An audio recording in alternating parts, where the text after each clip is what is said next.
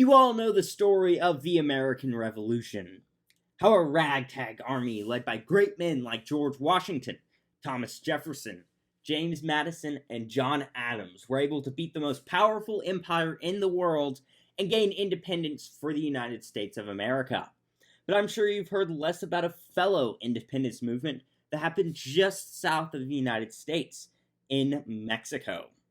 Welcome to the YouTube channel The Wig, and today we're going to deep dive into Mexico's war for independence, and how Spain's dominion over this country finally came to an end after 300 years of colonial rule.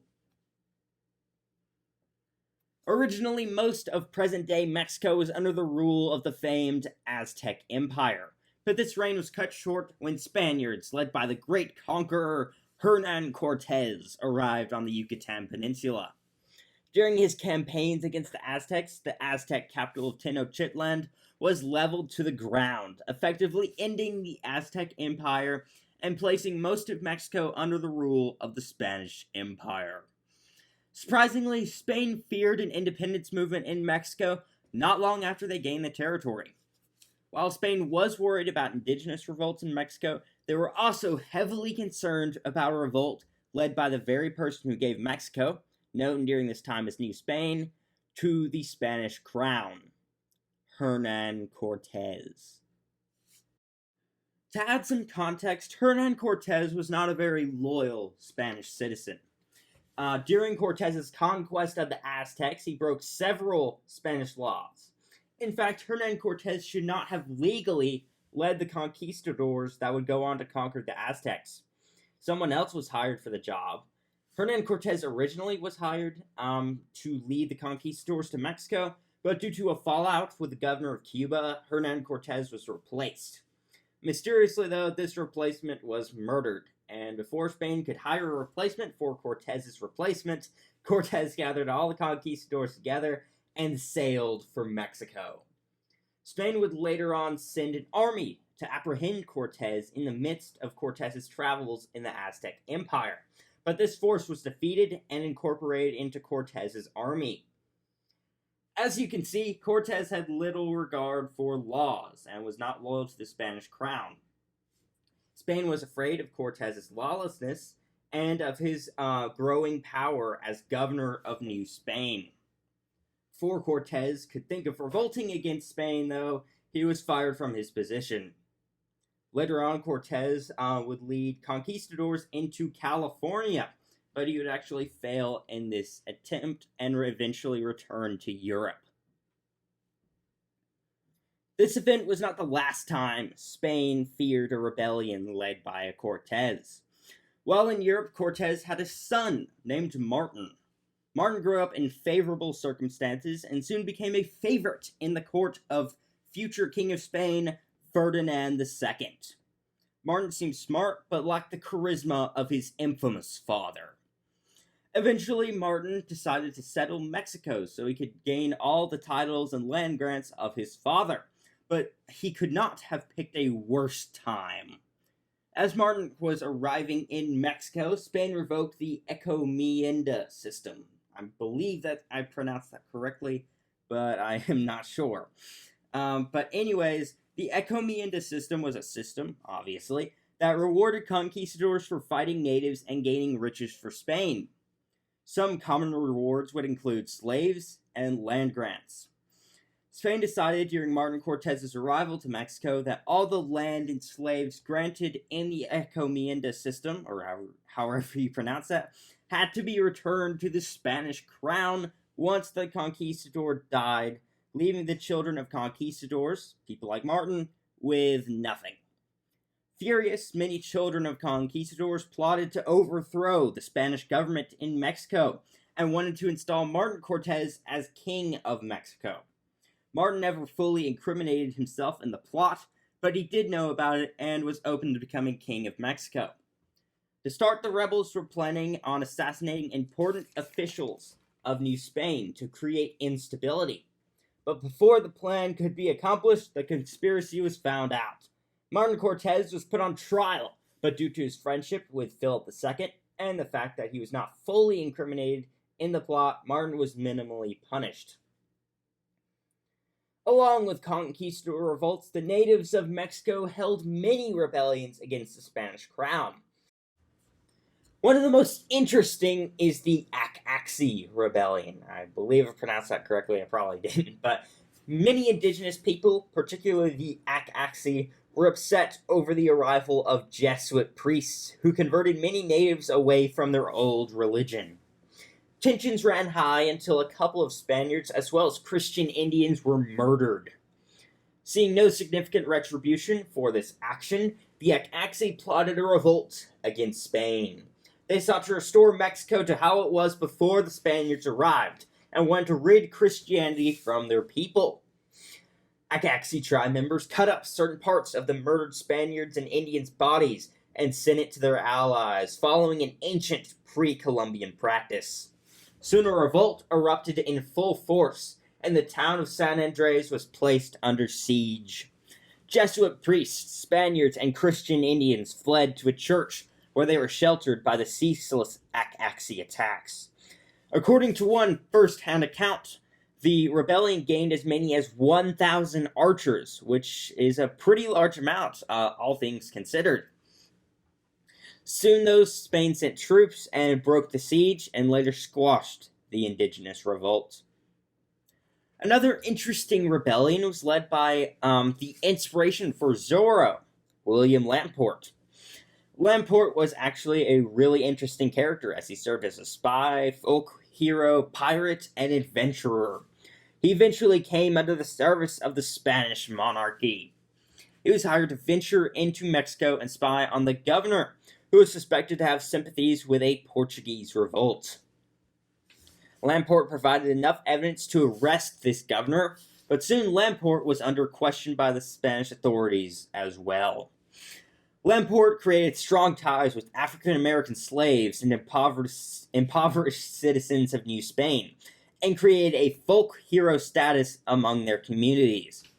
Lamport wanted to use these alliances to create a rebellion and install himself as King of Mexico. Before the plot could succeed, Lamport was arrested for his conspiracy against Spain and for practicing astronomy. Lamport was imprisoned for several years before being released, but Lamport spoke out against the Inquisition soon after he was released. So, he was again placed on trial and imprisoned. As you can see, Spain kept a tight grip over their colonial holdings. These three rebellions that I mentioned were some of the most interesting ones. There was a ton of revolts that occurred in Mexico across its 3 centuries of Spanish control, and they all failed. This all changed, though, in the Napoleonic era. Spain was a declining empire by the time Napoleon crowned himself Emperor of the French, and with Napoleon's invasion of Spain, the Spanish Empire was busy fending off one of the greatest generals of all time, who also happens to be my favorite historical figure. Fighting Napoleon, Spain neglected to defend their New World holdings with the same vigilance they once did. Soon, independence movements erupted across Central America, including Mexico. Priest Miguel Hidalgo y Castilla was a part of one plot to overthrow Spanish rule of Mexico. Miguel was not your traditional priest. While he was a powerful orator, he did not hold Mary in a high regard and questioned Jesus' position as the Son of God. Soon, this unorthodox character joined the quest for Mexican independence, as Spain was busy fighting with the Bonapartes. Miguel's plot attracted the attention of military general Ignacio Allende, I believe that's how you pronounce it, and according to ThoughtCo.com, the conspiracy was planned to start in December, and Mexico seemed ripe for revolution. There was a great wealth gap between the rich and the poor who lived in ragged conditions. Additionally, people were tracked in social classes based on race and where people were born. At the bottom of the social classes was slaves from Africa and the Caribbean. Next was native people indigenous to Mexico. After that, it was mestizos, who were half Spanish, half Indian citizens. Following them were the Creoles, Spanish people born in Mexico. And then finally, we reached the peak social group called the Peninsulares. These citizens had the most opportunities and the most power because they were born in Spain itself. As you can probably guess, anyone who's not in the top classes were probably unhappy with their government. All the populace at large needed was a little push towards revolution. Soon, though, Hidalgo's 1810 plot to overthrow the government of New Spain was discovered. Hidalgo could have given up at this point, but he remained steadfast in his commitment to Mexico's independence. 3 months before the discovered coup was supposed to take place, Hidalgo y Castilla stood in front of a crowd of impoverished commoners and gave a fiery speech denouncing the Spanish government. And it went something like this. My friends and countrymen, neither the king nor tributes exist for us any longer. We have borne this shameful tax, which only suits slaves for 3 centuries, as a sign of tyranny and servitude. A terrible stain which we shall know how to wash away with our efforts. The moment of our freedom has arrived, the hour of our liberty struck. And if you recognize its great value, you will help me defend it from the ambitious grasp of the tyrants. Only a few hours before you see me at the head of the men who take pride in being free, I invite you to fulfill this obligation. And so, without patria, nor liberty, we shall always be a great distance from true happiness. It has been imperative to take this step, as you know, and to begin this has been necessary. The cause is holy and God will protect it. My children, a new dispensation has come to us today. Will you receive it? Will you free yourselves? Will you recover the land stolen 300 years ago from our forefathers? You must act at once. Will you not defend your religion and your rights as true patriots? Long live Our Lady Guadalupe. Death to bad government. Death to the Peninsulares. Long live religion. Long live the Americas. And death to the corrupt government. Mexicanos, viva Mexico. We don't know exactly what was said at the speech, but this is widely regarded as the gist of his speech. At the end of the speech, which would later be known as the Cry of Dolores, the crowd was in an uproar. Instantly, Miguel gained 600 men, and new troops continued to join this ragtag independence army. At its height, the army would number about 80,000 men. Led by the inspirational Hidalgo and the tactician Alandre, Mexico's independence movement seemed certain. The current Viceroy of Mexico, Francisco Venegas, was installed only 2 days before the revolution began, and found Spain unprepared for such a massive outburst of discontent. The 1,000-strong army pillaged and looted everything in its path, which caught many innocents in the crossfire. Hidalgo posted 9 laws to keep his mob army in check, but even these laws allowed a lot of brutal behavior. Miguel was upset over his army's behavior, but he saw that many in his army were there for the loot taken when pillaging. In order to be victorious, Hidalgo figured that he needed his army to keep pillaging. And Allende, though, on the other hand, believed in strong discipline and hated the mob mentality of his swelling troops. The first true major battle at Mexico's War for Independence occurred at Monte de las Cruces, where Hidalgo's men, numbering about 80,000, met an army of royalists numbering only 1,400 to 1,700 men. Clearly, the rebels had a massive numerical advantage and overran the royalist forces, despite the royalists having better discipline. One royalist soldier gained note for this battle, despite their disastrous defeat, and that was Agustin Iritube. I believe I pronounced that correctly. That's a very common theme throughout this video. He will become very important later. For Hidalgo and the General Alandre, things could not have looked better. one of the few armies facing the rebels was destroyed, and the surprised viceroy left Mexico virtually undefended. If Hidalgo took Mexico City, the capital of New Spain, the war would likely end and Mexico's independence would be assured. Strangely, though, Miguel Hidalgo y Castilla refused to lay siege to Mexico City despite Spain's unpreparedness and the numerical superiority of his forces. This decision would cost Hidalgo his life. The Revolutionary Army decided to march north instead of seizing their prize. It was at this time that arguments between Alondra, the general, and Hidalgo, the inspirational orator, reached a fever pitch. They previously argued if the riotous army should loot innocent bystanders, but as time passed, their arguments became less civil. By this point, Alondra attempted to poison Hidalgo because of their disagreements, but the assassination attempt failed.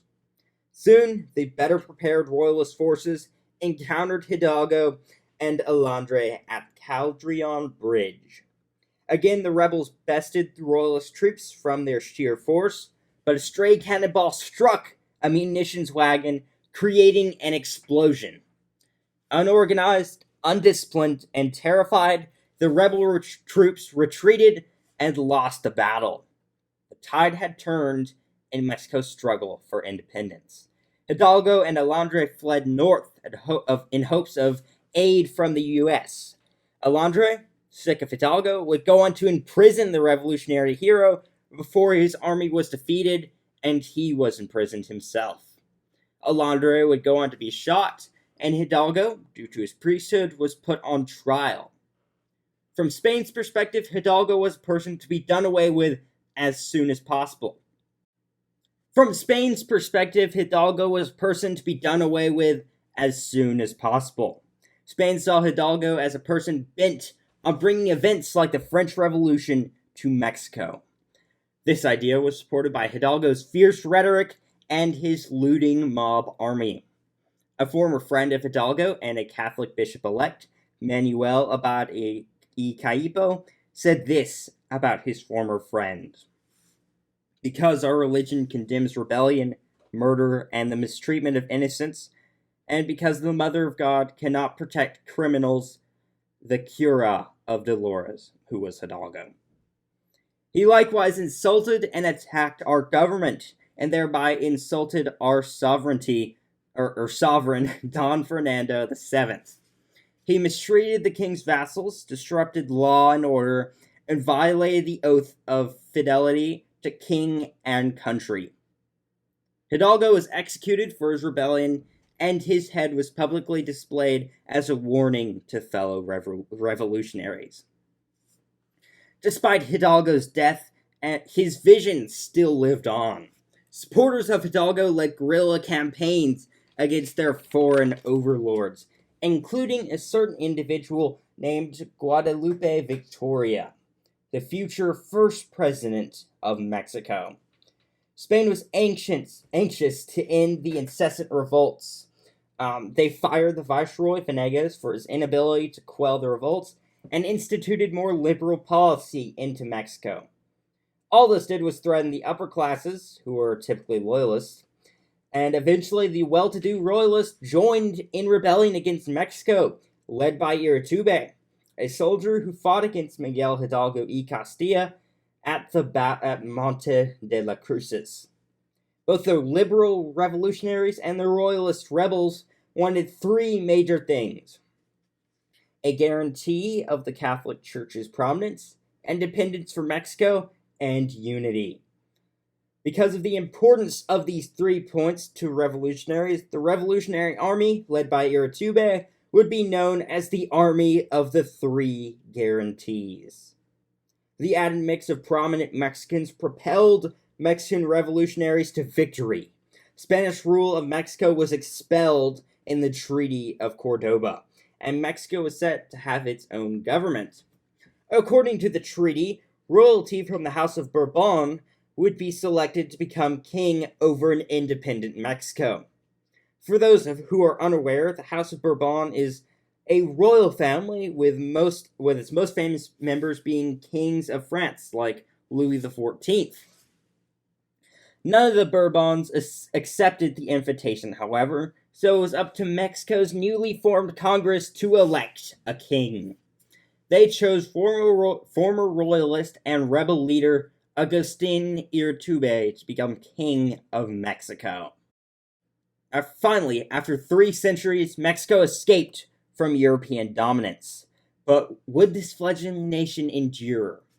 Would Iturbide unite and stabilize his nation as George Washington did in America? Time will tell. Well, everybody, that is the end of the video for today.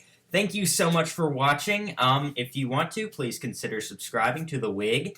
And this is going to be actually, hopefully, a first in a series on Mexico's history. It's kind of an underrated kind of country, history-wise. So I'd like to get into more detail on that, get into Porfirio Diaz and the Mexican-American War, etc. So, again, thank you so much for watching. If you have any corrections, any cool facts you want to add in the comments section, please put it in the comment section below. And that's the end of the video. God bless you guys.